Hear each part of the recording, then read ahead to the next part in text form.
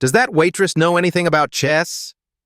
Julian Vance, a tech billionaire, sneered in the VIP room of Manhattan's Aurora restaurant as he invited Zara Brooks to play a game as if it were a joke.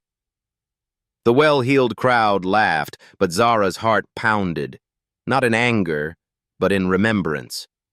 She was once the Harlem Shadow, a chess prodigy whose genius life had been buried by hardship. Every drink she served echoed with scars of her past, yet the chessboard was where she truly lived. When Zara stepped forward, her eyes ice-cold, the room had no idea that a legend was about to awaken. Dear viewers, get ready for a story that will amaze you. Take a moment to like this video and subscribe, and leave a comment below telling us where you're watching from and what time it is there. It's always wonderful to see viewers joining us from all over the world. The VIP lounge of Manhattan's most luxurious hotel was arranged like a vivid classical painting, with its soaring vaulted ceiling, glittering crystal chandelier, and at the center, a jet-black ebony chessboard set upon a cool marble floor. The room exuded opulence. Scattered around, businessmen, lawyers, and investors nursed glasses of red wine, their eyes betraying boredom at the same stories retold night after night. Julian Vance, the heir to a prestigious investment empire, was the life of gatherings like these. Tall, impeccably dressed, and ever so confident in his chess prowess honed during lengthy vacations at Europe's private clubs. Tonight, he had invited everyone to witness a friendly chess match, a refined pastime to assert one's standing. When he asked if anyone dared challenge him, a soft yet resolute voice spoke, "I will play." All eyes turned instantly toward the doorway, where a young woman in the hotel staff uniform stood. It was Zara, the server who so quietly moved between banquet tables that no one ever noticed her. Zara stepped into the circle of light beneath the chandelier, her expression unfathomably calm. She wore no jewelry, no striking makeup, yet something about her presence hushed the room. She pulled out a chair and sat opposite Julian, neither a word too many nor a gesture too few. The crowd assumed it was a playful moment, Julian generously allowing a staff member her turn. But after just 15 moves, the atmosphere had shifted entirely. Julian narrowed his eyes and tilted his head, searching for an escape, but found none. Zara had driven his king into a checkmate position with a move as cold and precise as a blade. There was no triumphant smile, no hint of gloating. She simply said, "Thank you for the game, Mr. Vance," stood up, and slipped out of the circle of light as if she'd never entered. The click of her high heels on the marble echoed through the stunned silence. One guest froze so completely that his wine glass slipped from his hand and shattered. Everyone turned to Julian, expecting a reaction, but he said nothing. For the first time in his life, he found himself utterly outmaneuvered by someone he'd never even noticed before. That night, in his 43rd floor penthouse, Julian sat before his laptop, the pale blue glow reflecting off his still flushed face. He typed Zara, Elmore Hotel, Manhattan, but got nothing. He tried a few more keywords, still no results. Only when he entered Zara plus chess plus Harlem did an old 2008 article appear. The headline read, "Harlem Girl Defeats 3 National Masters at Age 13. He read every line, studied the grainy black and white photos. It was her. Eyes sharp, back straight, hand poised over a white rook as if by instinct. After that, no further trace. No tournaments, no scholarships, nothing. Julian leaned back in his chair, his hand still on the mouse, but his mind adrift. A girl once hailed as a chess prodigy, now working as a hotel server. What had happened? Why had such talent vanished from the chess world? And why had she appeared in his life just when everything around him was starting to feel meaningless. He had no answers. But one thing Julian knew very clearly. For the first time, he could not control the situation. And for the first time, he wanted to see someone again, not to win, but to understand who she was. And that, for Julian Vance, was an entirely unfamiliar beginning. Julian did not easily let go of defeat. 3 nights later, as the Aurora restaurant's chandeliers dimmed and the VIP room emptied, he returned, not with a boastful invitation, but with a quiet question at the corner of the bar. "One more game, Zara?" Zara looked up, her eyes betraying no surprise. She met his gaze as if she had expected him. Yet instead of accepting his grand chessboard in the center of the room, she pulled from her worn bag a frayed plastic set. The cardboard box was taped together in places, old but clean. "I only play with this set," she said, not as a refusal, but as a principle. Julian hesitated a moment, then nodded. He did not ask why. From that night on, their games became a quiet ritual. It was always just the two of them, 2 small chairs in the crew break room, bathed in the warm glow of a single overhead lamp. No commentary, no audience, only the pieces moving like whispered conversations between 2 once-closed souls. Zara played as though performing an ancient rite, deliberate, precise, not a single misstep. Julian, by contrast, began with his usual arrogance, that same arrogance honed in silk-draped boardrooms. But gradually, he learned to let go of ego, let go of the need to win, to truly listen and feel each move his opponent made. The moves ceased to be mere tactics. They became stories, memories, layers of emotion unspeakable by words. Zara did not speak much, but in those nights facing each other, fragments of her life emerged. Her father had died in a car accident when she was 17. Her mother had passed years before. Only her younger sister, asthmatic and in need of care, remained. The scholarship at the prestigious chess academy had been abandoned.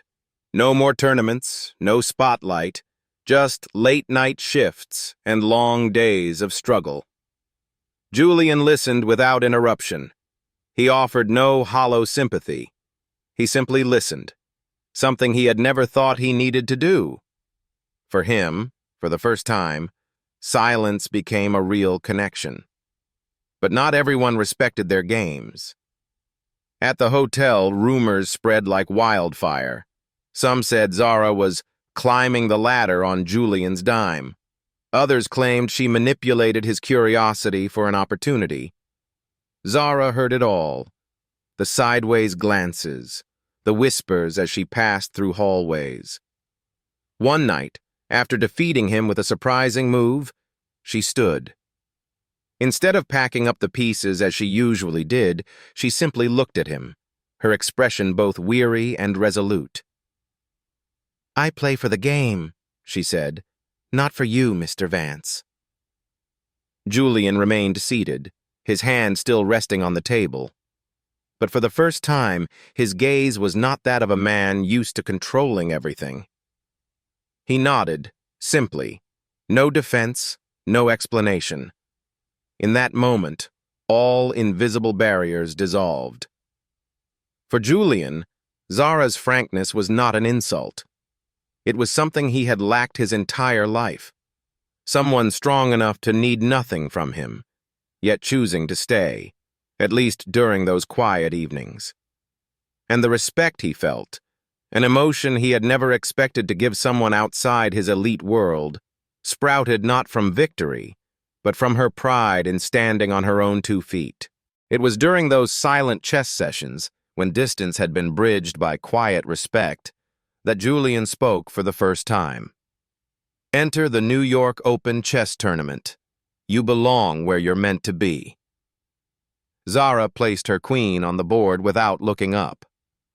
No revealing identities, no sponsorship, no using your name to open doors for me.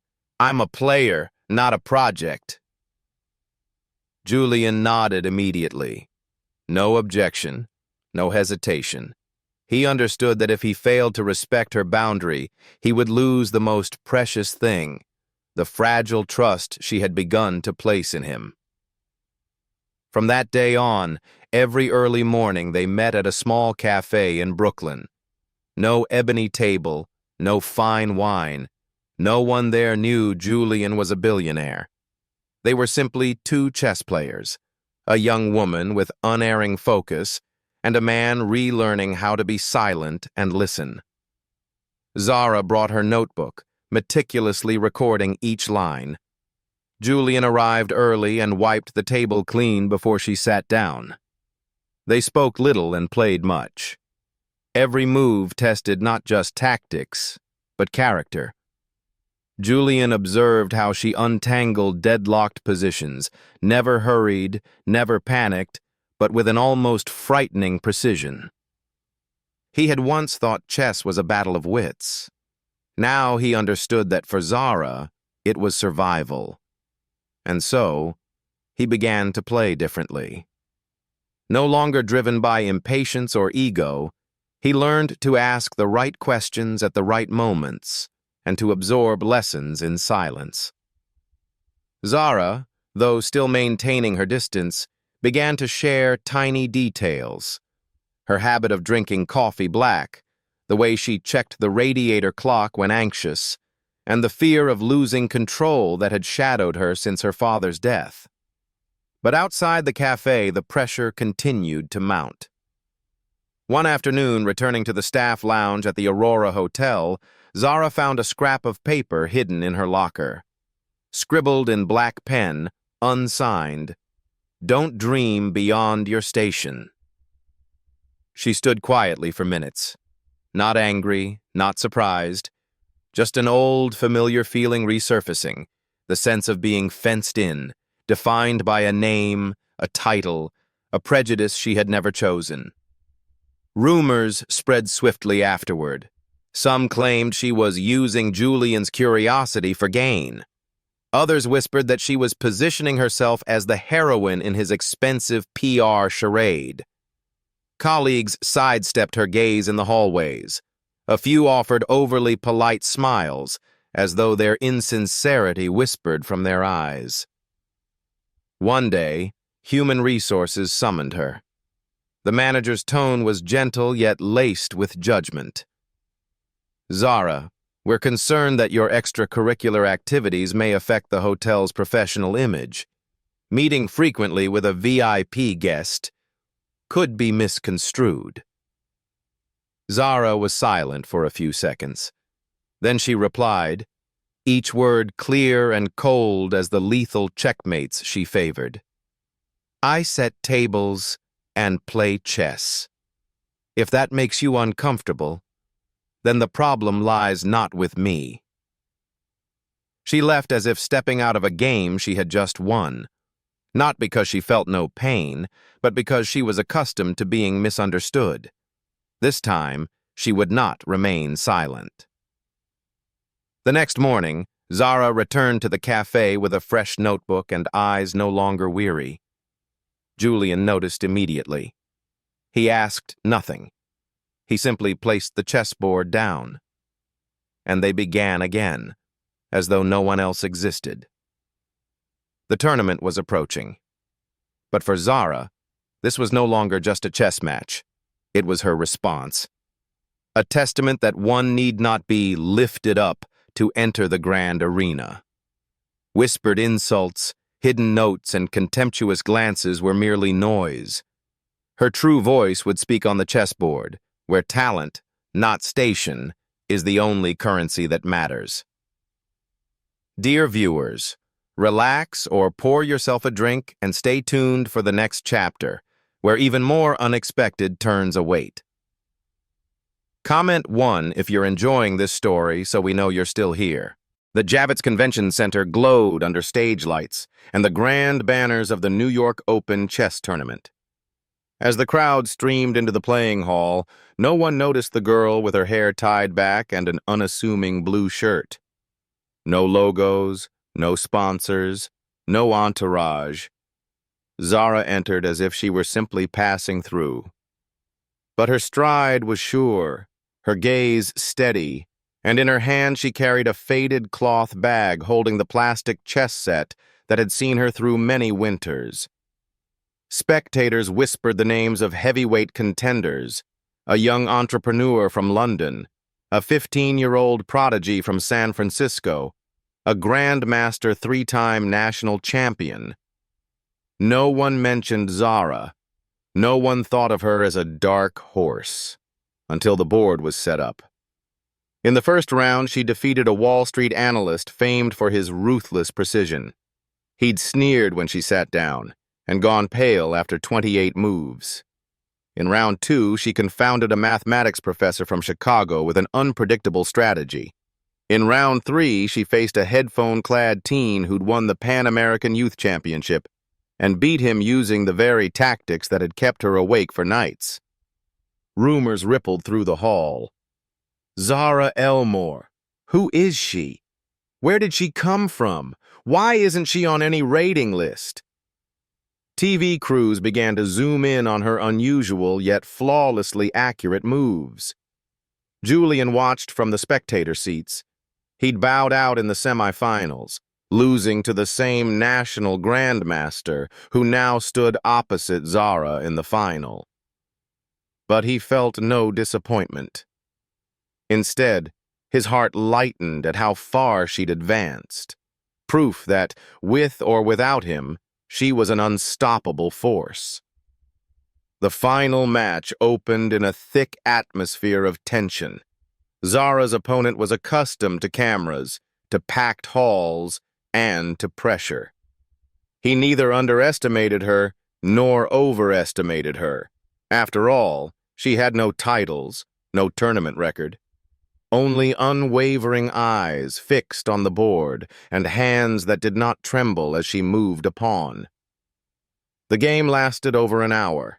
Each battled over every position, probing for the smallest weakness. Zara found herself in a tight spot on move 27, but instead of defending, she played the boldest move of the match, sacrificing her queen. The hall erupted in murmurs. Cameras swiveled. Commentators went silent. Some shook their heads, convinced she had blundered. But no. That sacrifice opened the way to a brutal pincering tactic. By move 41, Zara placed her final knight and quietly declared, "Checkmate." Silence reigned for 2 seconds, then exploded. The audience erupted. Flashes popped incessantly. Commentators shouted about a truly astonishing tactical shock. In the stands, Julian was the first to rise, applauding vigorously. He was no longer Julian the billionaire, nor Julian the friend. He was an anonymous spectator honoring a hero rewriting history. Zara rose without a bow, without tears. She shook her opponent's hand, then stepped forward to receive the crystal trophy under the cold white spotlight.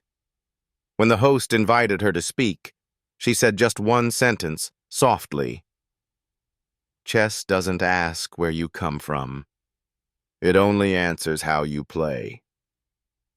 The crowd fell silent, then roared again. As flashes continued to flare, Zara's gaze did not rest on the trophy. It turned toward the back row, where a group of Harlem children sat clustered together, wearing T-shirts printed with chess pawn icons. They cheered, shouting her name, waving their small hands. Zara smiled. To the world, it was an unexpected victory.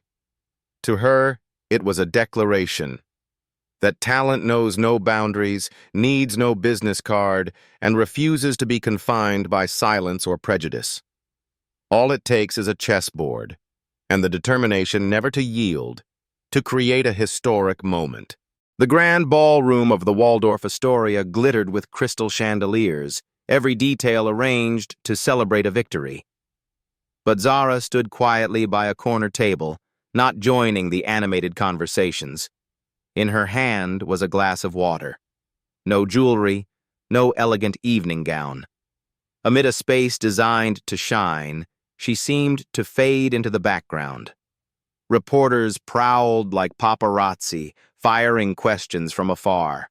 Offers of interviews, commercial contracts, and brand sponsorships arrived via assistants and business cards. But Zara only shook her head, polite yet firm. She did not come here to recount her triumph. She had already done that in 41 moves on the chessboard. A New York State senator approached, eyes alight with excitement as if picturing his next campaign with her image. "Zara," he said, "we'd like you to be the face of our upcoming education initiative. You'd prove to millions of children that every dream is achievable." Zara studied him for a moment, not with suspicion or anger, but with the look of someone accustomed to being turned into a symbol for others' agendas. Then she replied, slow and sharp, "I am not a story for you to sell votes. I teach children that they don't need a miracle to shine." The room fell silent. The senator offered a strained smile, nodded, and stepped away. But Julian, standing a few feet back, had seen it all. He didn't approach immediately. When the reception was winding down, he walked over. No wine glass, no empty flattery, just a sincere question. "If you want to teach chess to the kids in Harlem your way, no cameras, no headlines, no brand name, would you do it?" Zara tilted her head. "Under whose banner?" Julian answered, "Not my company's. A non-profit, you shape yourself. You write the mission, choose the direction. I'll only support you from behind the scenes." She nodded, not persuaded by any grand offer, but because for the first time she'd been invited to call the shots, not be a product. 3 weeks later, a handwritten sign appeared on the door of a rundown community center in Harlem. "Ms. Zara's chess class, Tuesdays and Thursdays. No opening ceremony, no sponsor ribbons, no press coverage." The little classroom, its tile floors chipped, walls fading, housed clean chessboards and children seated attentively, their eyes full of curiosity. They called her Ms. Zara. No addition. They didn't need to know she was a champion. They only knew she taught how to move a pawn and stay calm after losing a queen. Julian sometimes showed up carrying a bag of cookies and a few worn chess books. He did not stand at the front, nor give speeches. He quietly arranged chairs or straightened the demonstration board. He learned to stay backstage, where no one called his name, and it no longer mattered. Zara never spoke of her past. She let the children discover their own futures. Each lesson was a journey, not to produce grandmasters, but to teach that every move is a responsible choice. That anyone, regardless of background, can learn to think 3 steps ahead and stand on their own skill. Zara's tournament victory had shocked the media, but in that small community center, it became a private exchange between her and children who once believed chess was beyond their reach. No cameras, no broadcasts, yet every time a child learned not to give up after a loss, there lay a brilliance greater than any trophy ceremony. And for Zara, that was the only light she chose to follow, not on stage, but in the growing spark in each pair of young eyes after every game. 3 months after her historic victory at Javits Center, a gentle autumn morning blanketed Central Park. Golden leaves drifted down onto the wooden chess tables lined along the walkways. Today was the citywide youth chess tournament, a small event, but brimming with hope. Amid the hushed air under towering trees and the soft click of chess pieces on boards, Ms. Zara's Harlem team entered, wearing their simple uniforms, white shirts and navy blue neck scarves. There were no journalists, no sponsor banners. But there was focus, there was belief, and there were bright eyes lighting up as they saw the woman who had once won a national championship now walking slowly between the tables, gently tapping each student's shoulder to impart courage. After 4 hours of competition, when the arbiter announced the results, Harlem's team name echoed through the room like a gentle wave. Zara did not raise her hands in celebration. She simply gave each child a light tap on the shoulder, as if this victory were only natural, because they had worked day by day to get here. On the award podium, the name called was Nia, the 10-year-old girl with eyes that usually looked downward, and who had once whispered to Zara, "I don't think I'm good enough to play chess." Zara stepped onto the stage not to receive the medal, but to present it.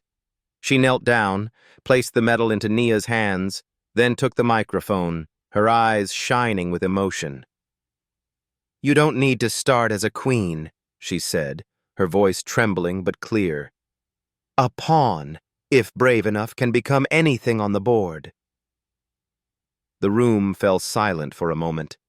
Then applause erupted, swelling like a wave. In the lower rows, many eyes glistened with tears, not from winning, but from feeling seen in someone else's story. A story not perfect, but true with every heartbeat. Julian stood in a corner, holding a small walnut box. After the ceremony, he approached Zara, saying little, simply offering the gift. Inside was a finely carved wooden rook, its base engraved with the words, "You are the game, not just a piece." Zara paused for a moment, then smiled. It was not just a gift, it was recognition. Not for having won, but for choosing to live in a way that inspires others to move forward. But the truly healing moment came afterward, when Nia, the shy little girl Zara had once had to encourage step by step, ran up and threw her arms around her. Then she whispered, "Miss, I want to grow up to be like you." Zara held her close, silently. No words were needed. In that single sentence, she heard the voice of her 13-year-old self, the child who once dreamed, who suffered loss, who believed every door had closed. And now, somehow, that door had swung open again. Not for her, but for other children. That night in her small Harlem apartment, Zara placed Julian's wooden rook beside an old photograph. Its colors faded, showing her at age 13, smiling broadly over her first tournament chessboard. Alone in the room, she lit a small candle by the window. Its warm glow fell on the wall covered with her students' notes reading, "Thank you, Miss Zara." She was no longer the Harlem shadow that the press once dubbed her. She was light, not brilliant, but enough to guide the way. Not for herself, but for others' dreams. Outside, New York pulsed on, its skyscrapers rising, its sirens never sleeping. But inside Zara's heart was a profound stillness, the kind only found when one stops running from the past and begins to walk alongside it, unafraid. Watching from afar, Julian realized he no longer needed to prove anything. Not to her, not to the world. He once thought happiness sprang from victory, from control, from achievement. But now, seeing Zara transform pain into hope, seeing a 10-year-old dare to dream beyond herself, he knew he would never view the world the same way again. Because sometimes you don't have to change the whole world. You only need to change how one child sees it, and that is enough to leave an everlasting legacy. The story of Zara is not just about chess. It is about courage, perseverance, and compassion. It is the journey of a person stepping out from silence, refusing to let victory obscure her ideals, refusing to let stage lights blind the children who need a guide. And if there is one lesson more profound than any other, it is this. You do not have to be born on a central square to do something extraordinary. Whether you are a humble pawn or underestimated, if you have the courage to move forward, you can become anything you choose. In a world where so much noise can make us forget what truly matters, a sincere word, a steadfast gesture, or a small chessboard on a Harlem street corner can change a life. And who knows, Zara's journey may not end here. Perhaps one day it will be Nia, the once fearful 10-year-old, who continues the dream that Miss Zara began. Thank you for watching until the end of this video. If Zara's story has touched you, please leave a comment below. Who in your life has inspired you to change? Hit like, subscribe to 30 Millionaire Stories, and share this story with your family and friends across the USA. Because someone out there might need the reminder that they, too, can change the game of their own life. We'd love to know where and when you're watching this video. It helps us understand and connect with you better. See you in the next stories, where every move is a choice and anyone can become a miracle.